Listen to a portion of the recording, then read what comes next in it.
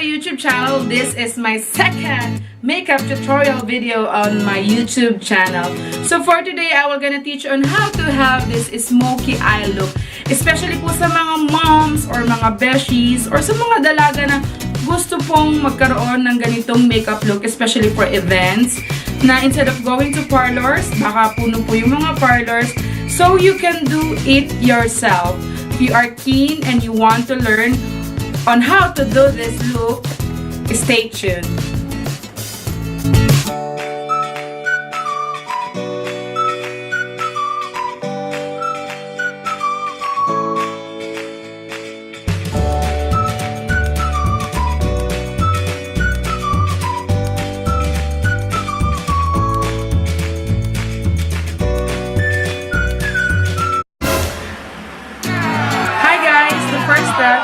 For makeup is putting primer. So I will be using L'Oreal Paris Lucent Magic. It's a Pure Light Primer.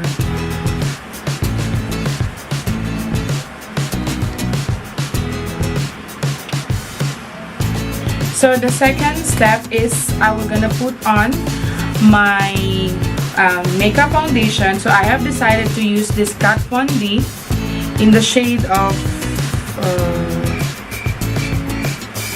it's in the shade of light. So this is my shade for Kat Von D.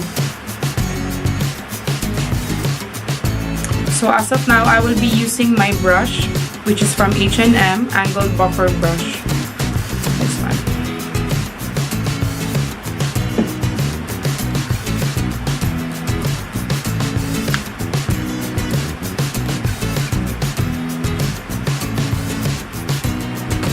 I think I will be using my beauty blender, so medyo maputi po siya compared sa aking leg. But we will gonna put some foundation later. Kasi po, kailangan nyo pong pantayin ang inyong leeg to your face so that hindi po kayo magmukhang espaso, especially for long hour events.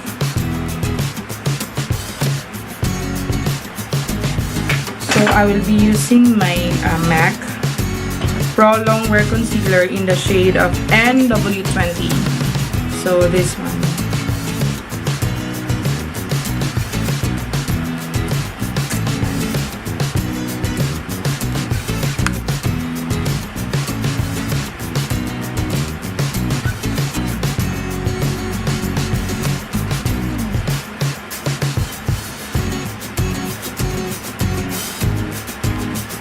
So itong mga makeups that I am using is a bit thicker, a bit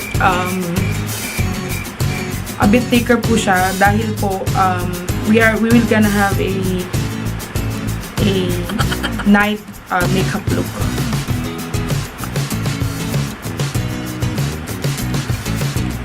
So the next thing that I will do is to put again my concealer for my contour. So I will be using LA Girl Pro Conceal, which is it's in the shade of Mahogany. So this is the darker shade compared to the I think best compared with the medium best. So this is the one that I have used on my first video, and this is the one that I will be using right now. So we need a thicker and more volume na pagko-contour kasi it's a night makeup. It's a night makeup.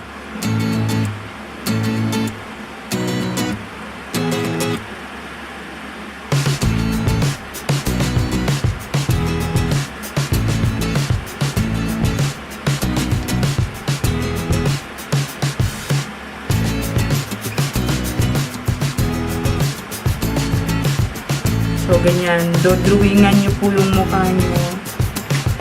Then, I will be using my beauty blender. I love to spray any mist or any water for my blender kasi mas madali po siyang i-mix compared po sa wala. Yan. Takpan ang mga mukhang maliit. It's always been my insecurity to have this medyo malapad na mukha. But as they have said, you are fearfully and wonderfully created by God. So, dapat yung pong matutunang mahalin ang inyong kaanyuan. inyo na lang pong i-enhance by using some beauty products or kung magaling po kayong mag-makeup or anything, maaagapan pa rin naman po ang ating mga mukha.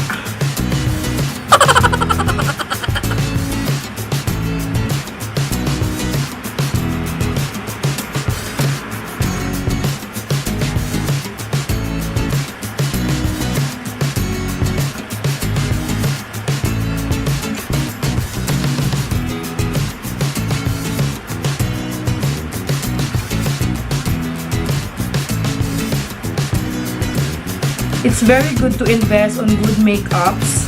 Not necessarily that you will splurge or spend a lot of your money from expensive makeups or branded makeups, but the difference is that if you have some events, hindi nyo na po kailangan pumunta to parlors or to pay somebody just to put on a makeup with you. So, still, mga mommies, lalo na po sa mga working mommies or those busy mommies that has to attend some events, some parties, or some mga meetings, I would suggest you still need to invest at least somehow basic makeup needs.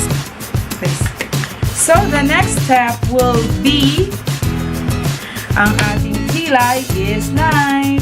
So, I will be using the very trending Anastasia Beverly Hills in the shade of soft brown. So, ito po siya. What I love about Anastasia Beverly Hills is medyo matigas po yung pomade niya, but hindi po siya basta-basta nabubura. So, it's still a good investment for having this deep brow pomade.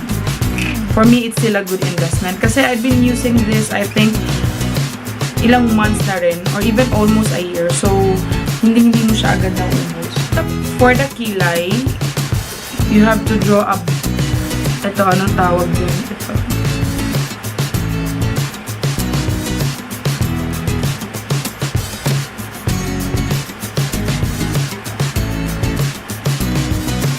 Yung anchor ba yung tawag dyan? Whatsoever. So, hindi pa ako magaling sa grammar, and even as you can see, I'm still in a pace at being awkward talking in front of the camera. But sige lang po, as time goes by, sabi nga nila, practice makes perfect. Actually, when you buy this one, it comes with a brush, but unfortunately, I lost my brush dahil sa aking katangahan. So, I have my own brush, which is from Suiva, 317 Wave Liner.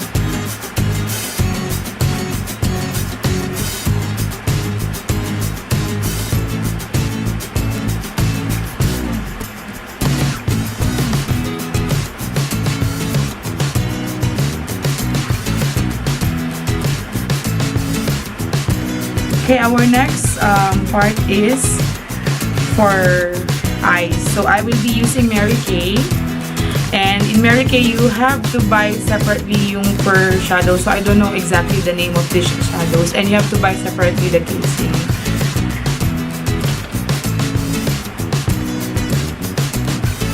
So, this one, for the shade, I will be using, maglalaro po ako dito ng shade, dark brown, and itong parang maroon or dark violet.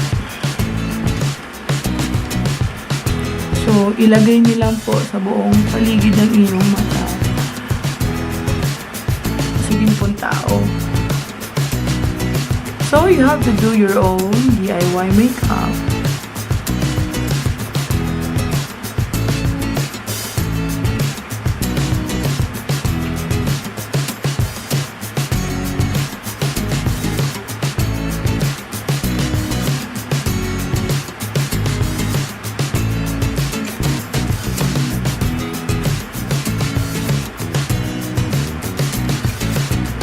The brand of my brush, I think I bought it. I asked my friend to buy for me from US. Wala atang brand ito.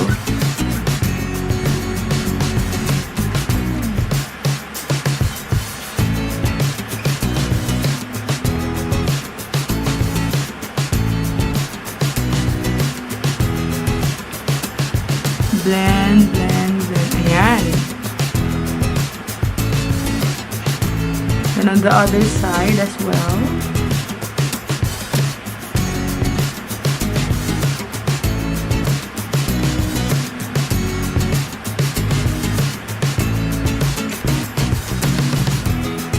So to intensify the look of this smoky eye, we will be needing ang pinaka-smoky na shade, which is yung mga black, gray. So those are the right patterns of shades for the smoky eye. So this is from Morphe. I forgot exactly what is the number of this. Kasi yung ano nila, yung binibenta nila is per, anong tawag nito? Per case comes with a different shading. So usually, yung mga shades nila is with rose gold, yung iba super beige, yung iba super brown. So this one is more on a smoky family. So with the black, sa gilid lang, paunti-unti lang po. Kasi yung si Morphe, medyo talagang, as you can see,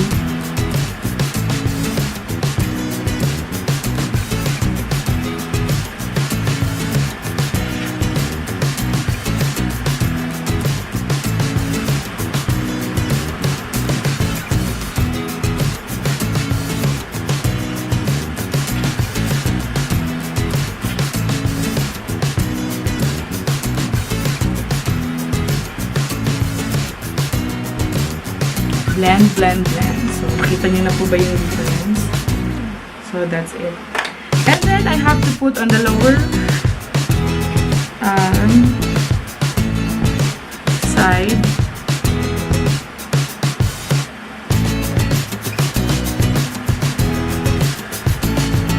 So, on the lower lid, I still use the black shade dito. Lagay nyo lang po siya.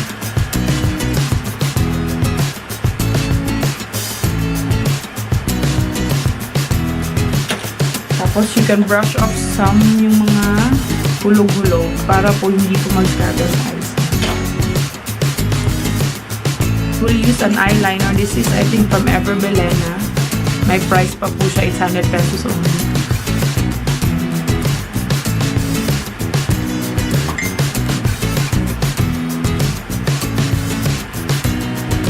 Kaya na lang gagawin ko sa lamin. Ang hirap pala.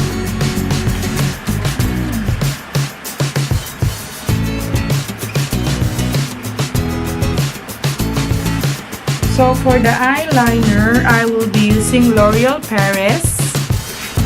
It's in the shade of 01 Profound Black. So ito yung gel eyeliner. And it comes with a brush once you purchase it.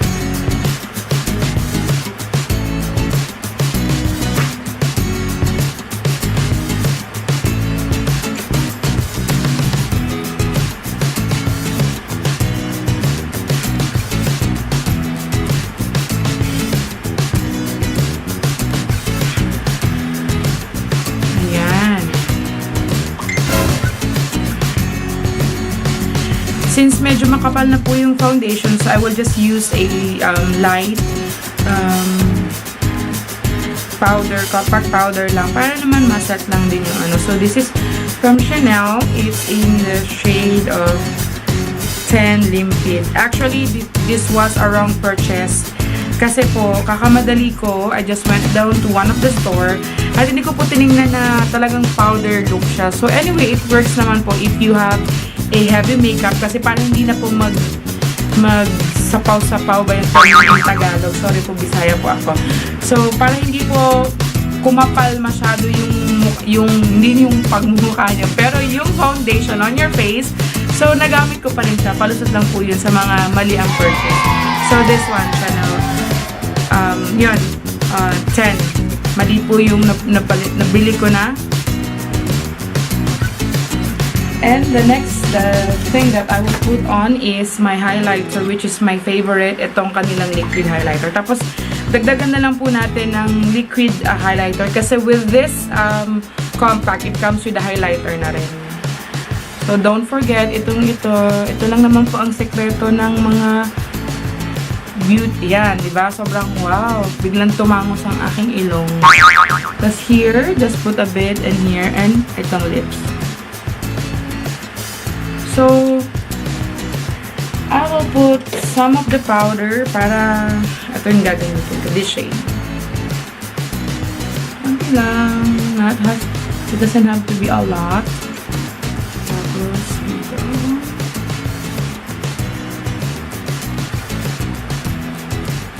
So, after that, I will gonna put on a lipstick. So I will gonna use my FCO Velvety Matte on the shade of NAOEMI. So this is my very best seller. You can check on my Facebook or on my Instagram. You can PM us if you want to order for this FCO Velvety liquid lipstick in the shade of NAOEMI.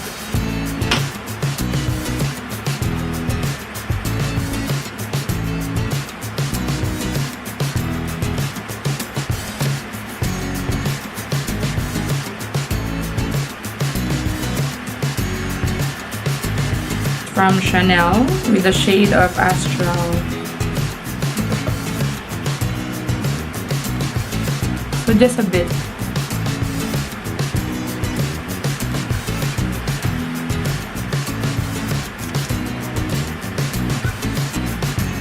That's it.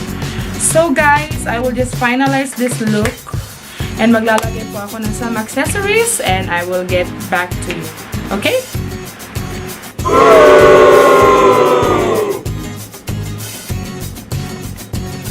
So this will be my final look for this theme. So with me, I decided to have my hair extensions and my hair get curled. You can also have iron straight hair. So nasa sa inyo po on whatever peg would you like to present that night or kung anong aura po ang gusto nyo. But the best beauty tip that I can give to you is always show love, shower love, and always smile to anybody na nami-meet niyo po. I think that's the best beauty tip that I can give to you. And guys, I hope you enjoyed this video and you have learned something from my makeup teaching. And if you learned something, can you please comment yes on the comment box section. And kung meron po kayong requested topics or kung gusto niyo po gusto niyo pong ituro ko sa inyo, as long as alam ko naman po at hindi po life and death ang pinag-uusapan, I will do my best to upload that video.